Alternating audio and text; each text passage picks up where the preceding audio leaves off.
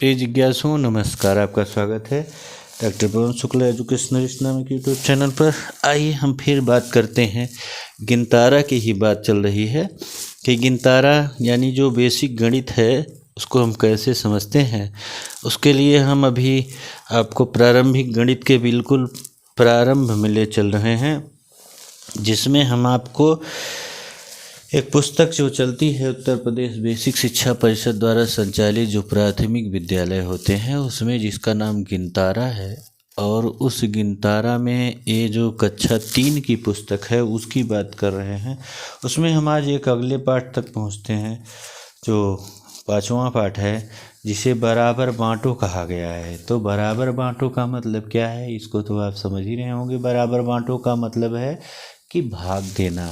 लेकिन मैं इस पुस्तक की जो विशेषता है, खूबी है, अच्छाई है, उसको बता रहा हूँ कि ये किताबें इतनी अच्छी ढंग से बनाई गई हैं कि आप मन से पढ़ेंगे तो आपको समझ में आ गया। जैसे सालू मेला गई, वहाँ क्या किया उसने, वहीं उसने देखा हीरा डेविड मंगल के साथ कुछ सीखा। 8 केले 4 लोगों में बराबर बांटने थे। तो पहली बार उसमें से 8 में से 4, तो एक जैसे 8 केले थे, हम भाग देख रहे हैं, भाग देख रहे हैं, जिसे डिवीजन कहते हैं। 8 केले थे तो पहले एक को दिया, फिर दूसरे को दिया, फिर दूसरे को दिया, फिर दूसरे को दिया। तो 8 में से कितना हो गया बचा, 4 केले। फिर 4 केलों में से एक को दिया, फिर दूसरे को दिया, फिर तीसरे को दिया, फिर चौथे को दिया। कितना बचा, 0 बचा। अब पूरा पूरा बट गया, यानी 8 केले तो 4 लोगों में बांटा गया। तो कितना केला मिला सबको, 1 केला एक बार मिला था, दूसरी बार 2 मिला था, तो 2 केले सबको मिले। तो यानी जो ये केले बांटे गए हैं बराबर बराबर, इनको केवल घटा करके ही देखा जा सकता है या कुछ और किया जा सकता है। तो जो कुछ और किया जा सकता है वही भाग कहलाता है। तो 8 भागे 4 ये भाग का चिन्ह है, और ये हुआ आपका 4 दूनी 8, यानी 0 केले उसके बचे। इसी प्रकार 20 टॉफी का 4 बराबर हिस्सों में बांटना है, तो क्या करेंगे, सभी को कैसे मिलेंगे, ऐसे ही आप करेंगे। तो 20 में 5 राउंड -1 करना होगा, और 4 लोगों में बांटना है तो आप भाग भी अब यहाँ भाग करना ऐसे सीख सकते हैं। आप पहाड़ा पढ़ेंगे, पहले जिसमें बांटना है उसको अंदर लिखेंगे, जितने में बांटना है उसको बाहर लिखेंगे। जैसे 5 में बांटना है तो 5 के यहाँ लिखा आपने। अब उसके बाद 5 को आपको टेबल या पहाड़ा पढ़ना होगा, जिसमें 5 1 5 2 10 5 3 15 5 चौक 20। जब तक पढ़ेंगे जब तक वह संख्या न आ जाए, तो जो बीच में लिखी गई। तो 5 चौक 20 आ गया, तो इसका मतलब हो गया कि सबको 4 टॉफियाँ मिलेंगी। सालू ने यही सारी जानकारी अपने मैडम बताई। मैडम ने उसे कुछ और चीज़ों को बराबर बांटने को दिया। 20 रोटियां 5 लोगों में बराबर बांटो दे दिया। तो 20 रोटियां 5 लोगों में बराबर बांटना है, तो क्या करेंगे, उसमें भाग दे देंगे। 5 का पहाड़ा 4 बार पढ़ेंगे, यानी 1 लोगों को कितनी रोटी मिलेगी, 4 रोटी मिलेगी। सामान्य सा गणित है, गणित से आप भागना छोड़ देंगे, इसको समझेंगे तो अच्छी तरह समझ में आ जाएगा। 32 सेबों को 8 बच्चों में भागना है, तो क्या किया गया, 32 सेबों को 8 बच्चों में भागना है, तो 32 में 8 का भाग दे दिया गया। अब 8 का पहाड़ा आप पढ़ेंगे तो आप जानते हैं, 8 1 8, 8 2 16, 8 गुणे 3 24, 8 3 24, 8 चौक 32। तो 4 बार गया, तो 4 बार जितनी बार आपने पहाड़ा पढ़ा वह आपका यहाँ भागफल के रूप में लिखा जाएगा, 8 चौक 32 हो जाएगा। इसी प्रकार से मैडम ने सालों के एक और तरीके से बराबर भाग करना बताया। 15 भागे 5 को यहाँ बताया उन्होंने संख्या रेखा के आधार पर। मैं भी आपको यहाँ थोड़ा सा लिख करके समझाता हूँ कि कैसे संख्या रेखा भाग दिया जाता है। देखिए, संख्या रेखा भाग देने के लिए सबसे पहले एक सवाल दिया गया कि 15 भागे 5 किया जाए। कितना किया जाए, कि 15 भागे 5 किया जाए। इसको मैडम बच्चे को बता रही हैं कैसे। तो सबसे पहले तो संख्या रेखा बनाना होगा, यानी एक लाइन बनाइए जिस पे 0 पहला होगा, उसके बाद बराबर दूरी पे 1 2 3 4 5 6 7 8 9 10 11 12 13 14 15 तक लिख दिया आपने। अब इसके बाद क्या करना है, 15 में से आपको 5 5 में 5 5 5 का भाग देना है तो आप यहाँ से गिनेंगे पहले 5, 1 2 3 4 5। भाग का मतलब एक ढंग से निकालना ही हुआ, तो ये 5 निकल गया। 1 2 3 4 5।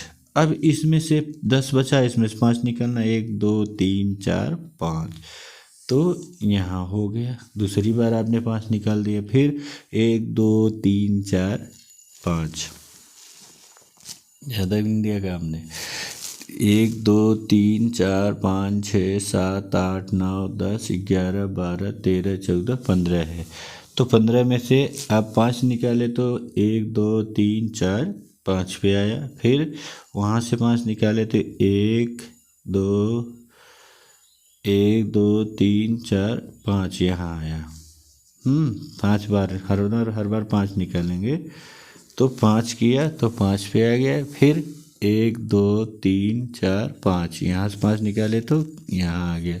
तो यानी कितना उसका उत्तर आया? तो 1 बार बांटा गया, 2 बार बांटा गया और तीसरी बार बांटा गया। तो इसका उत्तर कितना हो गया? जितनी बार बांटा गया उसका उत्तर हो गया 3 हो गया।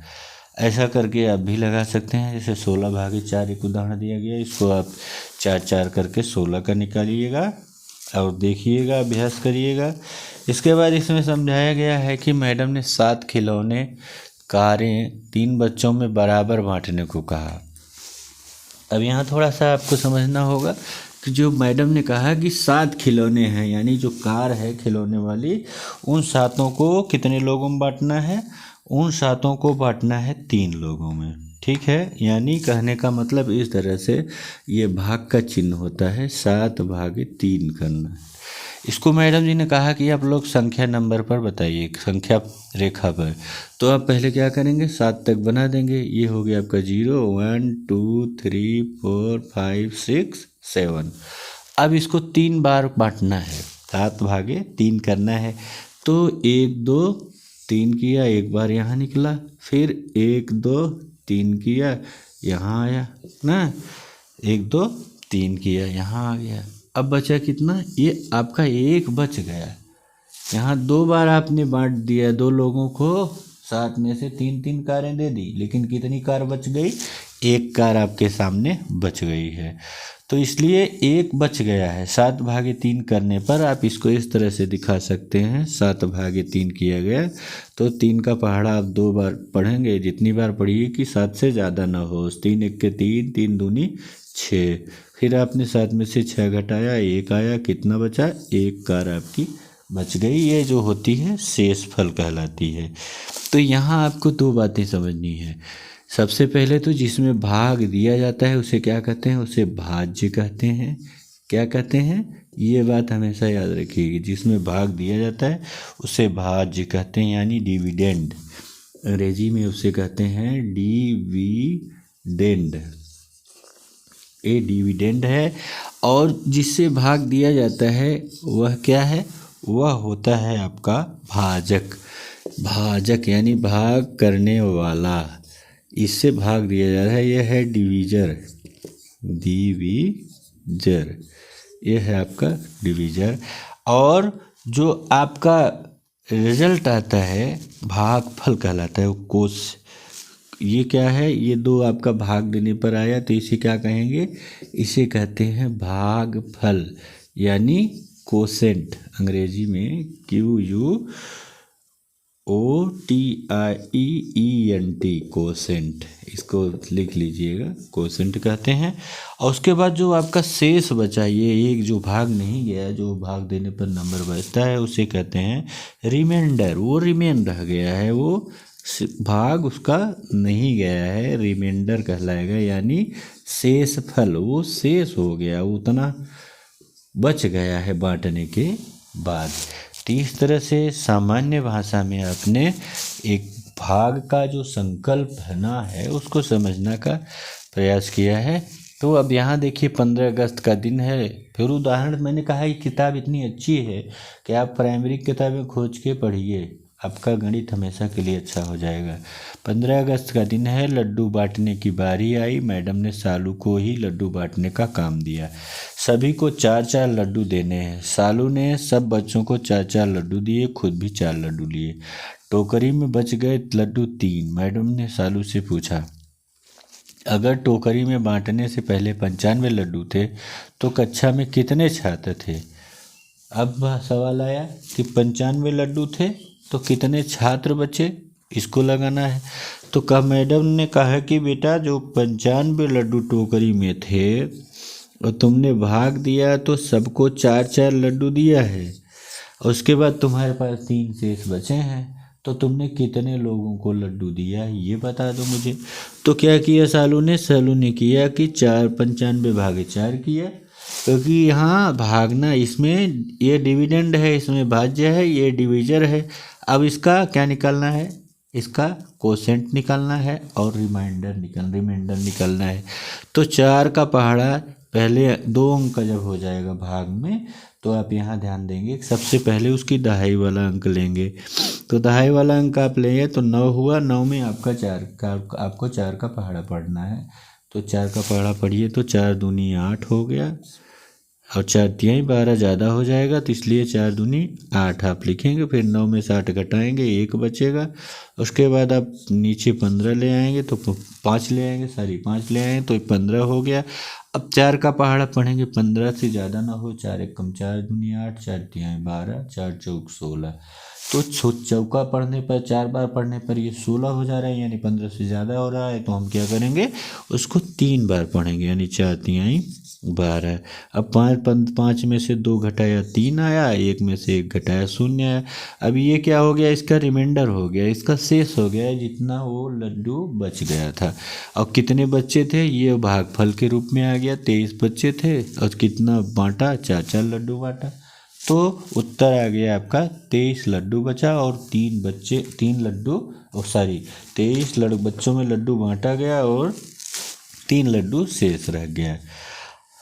अब यहाँ देखिए आपको बराबर बांटना है और शेष बताना है। उदाहरण दिया गया है, इसको 50 टॉफी को 6 जगह बांटिए और भागफल शेषफल बताइए। इसको आप तुरंत करिए, इसको मैं नहीं लगा रहा हूँ क्योंकि मैंने समझा दिया है।